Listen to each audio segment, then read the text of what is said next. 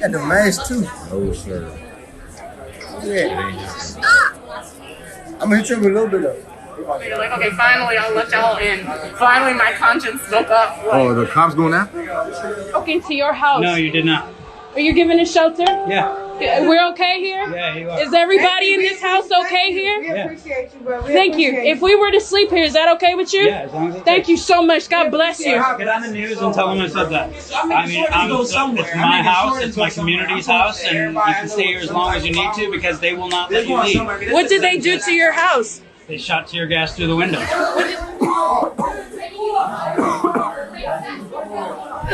What did they do to you when you tried to come to your house and no one was here? Let me record that. What did they do? They put me up against the wall. How long did they hold you? About 15 seconds until I said, please let me go to my house. How were you able to get home if they were holding you? Because I'm not black.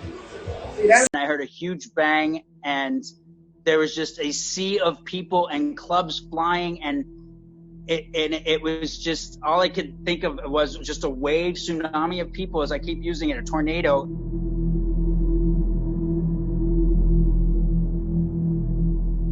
And they were running for their lives. And then when they felt they were safe, I can tell you the pride and security and intellect of this group of people ranging from 20 to 50 years old, like it shone over and over again for the 10 hours that they were held captive in this house as my guests. I was walking a friend home from work because we knew that it was going to be, protest downtown. Just walking friends home from work. We ran into another group of friends, ended up in the protest. A little around like 9-10 p.m. There were at least 20 to 40 police officers that were in riot gear waiting before anyone arrived. And if you look at it, it is strategic advantage. My street is a one-way that is totally it's locked in. It is a fortress. They had us locked in. We do our chants. We have our hands up, don't shoot. I think we were there for about 30 minutes or so. And all of a sudden we hear move from the police officers and they start pushing forward and pepper spraying us. Peaceful protest. Oh, never mind. Are you f***ing serious? Are you kidding? Do you guys see this shit of the police? Stop pushing! Stop f***ing pushing! We weren't doing anything! We were peaceful protesters! We are peaceful protesters! I got pushed back. Somebody kind of picked me up and all you hear is, get in the house, get in the house, get in the house. And there's this man just like pushing people in. Completely peaceful. Now everyone's running into this house because they're about to f***ing throw bombs at us. Smoke bombs and shit. And I just said, get in the house, get in now. But the problem was everyone was getting blinded by pepper spray. So they're tripping on the steps, trying to crawl up. Then there's a backlog. And so I'm leaning over the railing and just like, guys, one at a time. Then there was a bottleneck. And I was like yelling inside the house. There's downstairs, there's upstairs, there's a backyard spread out. And I didn't know what was going on inside. I just kept on yelling, get in. And they were pepper spraying people that were trying to get into the house. They shot pepper spray into the house, so the entire house is filled with pepper spray.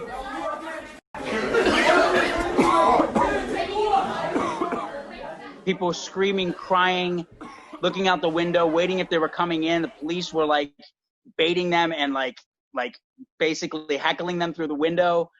Everyone was calm. They took care of each other. And after that hour and a half of mayhem, they started talking to each other. And I realized the 70 plus people that were in this house, they didn't know each other. And then you saw like minds that want to change, that were talking to each other. No one fought. Not a single person yelled at each other.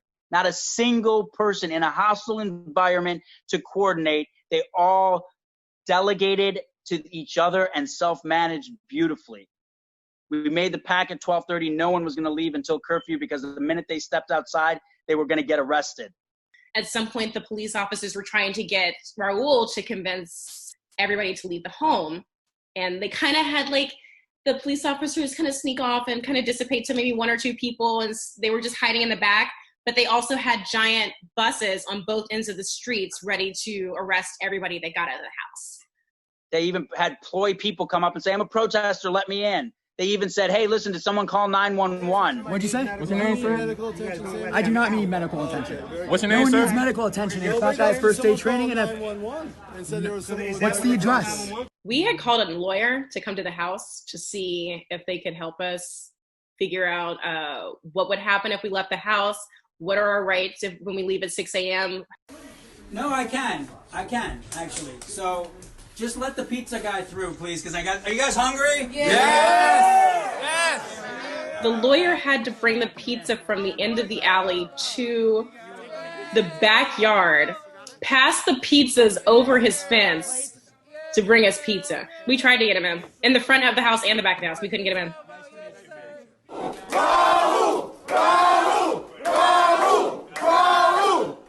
I don't feel great about America, but I feel great about humanity, because honestly, last night was a great display of humanity. He didn't have to let us in their homes. And I know he wasn't the only one. I think a few of his neighbors also had a few people in their homes, but it was a great display of humanity and community. You forget that in large cities, there are still communities there, and they are strong and they are resilient, and we take care of each other. Hey, Black Lives Matter! Black Lives Matter!